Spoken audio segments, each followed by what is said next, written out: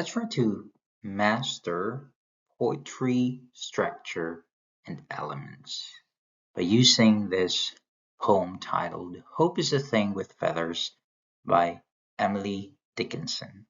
Let me read. Hope is a thing with feathers that perches in the soul and sings the tune without words and never stops at all. And sweetest in the gale is heard, and sore must be the storm that could abash the little bird that kept so many warm.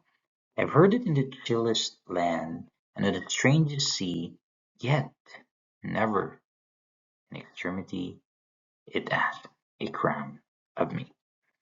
Now, the first important element to consider in writing a poem is the theme. There's a central message of the poem. This is the message you want to convey to your reader. And it's very clear here that it's talking about hope. And if you compared it to a thing with feathers, what is that? A bird. And now, why is it compared to a bird? Because despite the storm, despite in the strangest sea, this bird can sing the tune without words. It shows passivity. That's what hope is. It can rejoice because it has faith in the unseen.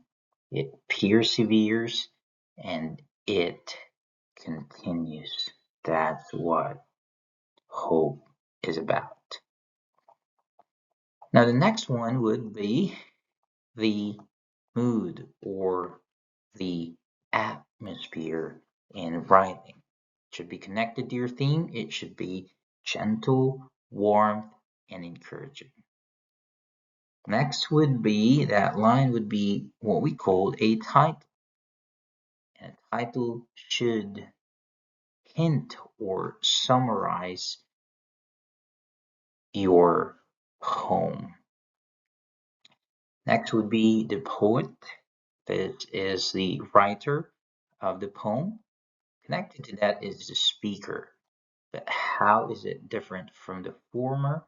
The speaker is the narrator of the poem. Who is speaking in the poem? Now it's obvious here that it's still Emily, but in other poems it could be another person or even a dog in that sense. And the next line is what we call or the next thing is what we call a line. It is a row of words. Now, how many lines do we have here? We have 1, 2, 3, 4. That would be 8 and 12. So how many lines? You count all lines in there. That would be 12. And the most important thing is how do I write the lines? Two ways. End stopped or in jammed. Now look at this. If this is the first line, hope is a thing with feathers. This is what we call the line break. Now you as the poet have the right and creativity to continue your thought in the next line or end your thought in that specific line. If you want to end that in the first line and you put a punctuation mark, and that's what we called end stop. Your thought is complete in that sense. Now, if you want to continue your thought from the first line to the second line, you don't use a punctuation mark, and that's what we call in jam. The first line is connected to the second line, even connected to the third and fourth line. Now, another thing to look at when you analyze a line is the word or the words in that line, specifically the ending words. Now, if we look at these words, there's something unique in here. And the guess would be there's a similar ending sound. So soul, all, heard, bird, storm, warm, sea, me, extremity. Now those are not perfect ending sounds because we have what we call perfect rhyme and slant or near perfect rhyme. But similar ending sounds are what we called rhyme. There are two types of rhyme. We call it end rhyme.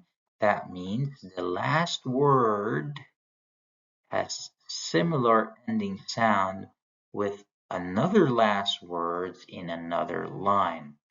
Now, end rhyme usually do or seen in alternate lines like 2, 4, 1, 3, so on. But you have your freedom and creativity in that matter.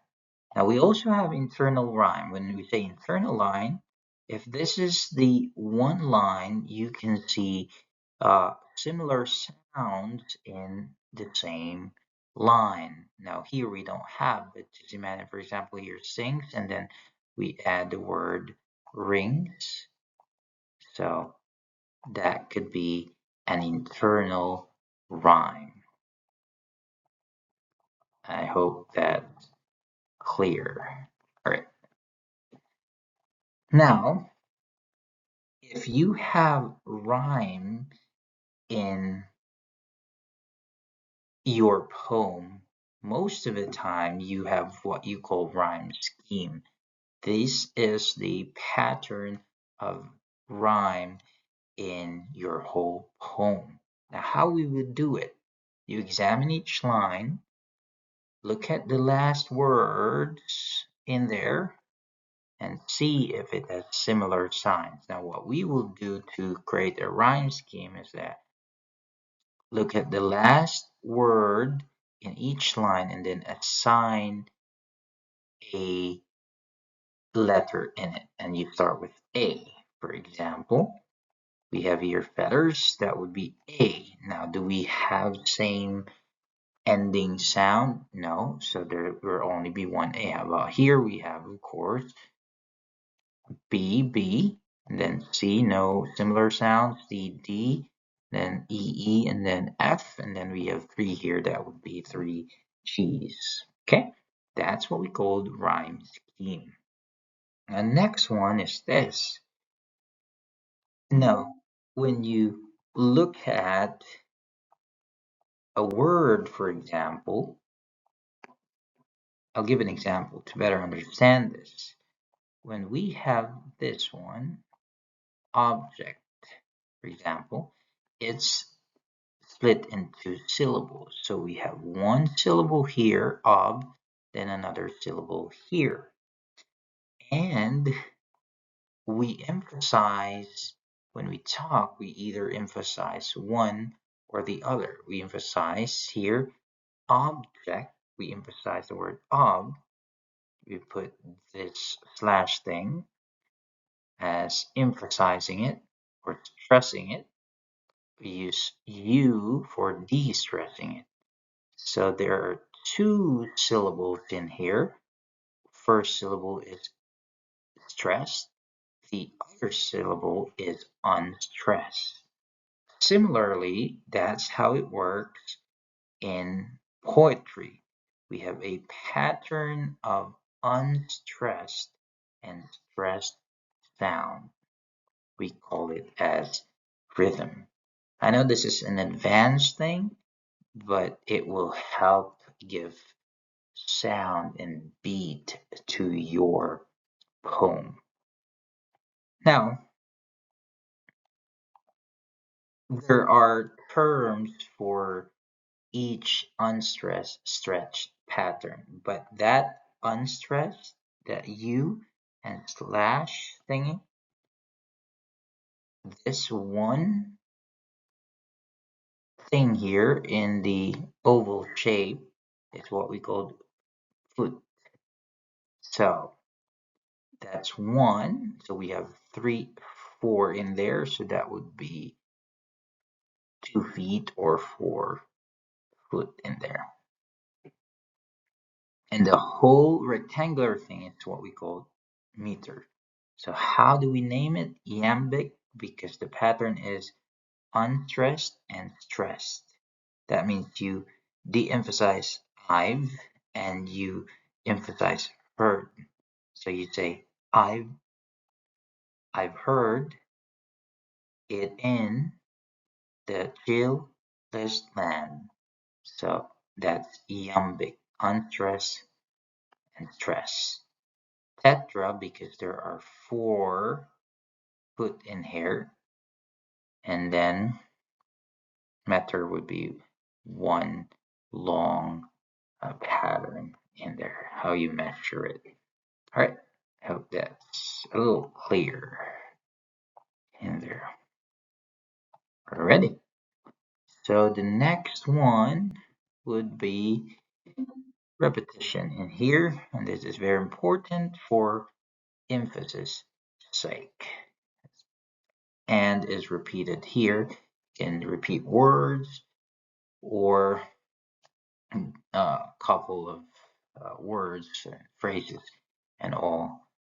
The benefit of that one is that the readers can be or can you can maintain emphasis and you can maintain or you can easily guide them as to the main message of the poem.